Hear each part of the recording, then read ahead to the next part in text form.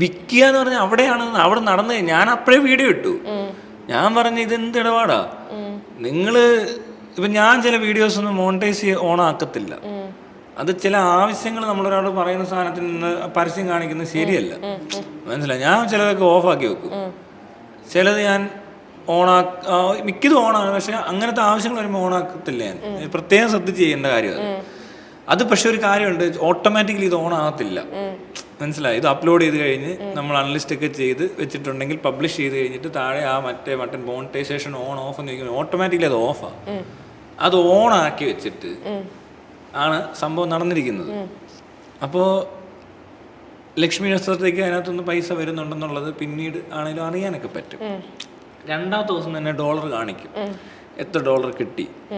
അതാണ് ഇതിനകത്ത് ഒരു എന്താ പറയണ്ടേ, ഒരാൾ മരിച്ച കഥ പറഞ്ഞാണെങ്കിലും അതിനകത്ത് റീച്ച് ഉദ്ദേശിക്കുന്നുണ്ടെന്നും അല്ലെങ്കിൽ അതിനകത്തൊന്നും ഫിനാൻഷ്യൽ എന്തെങ്കിലും ബെനിഫിറ്റ്സ് ഉണ്ടെന്നും അതെല്ലാം ഇയാൾ ഉദ്ദേശിച്ചതാണെന്നും നമുക്ക് മനസ്സിലാകുന്നത്.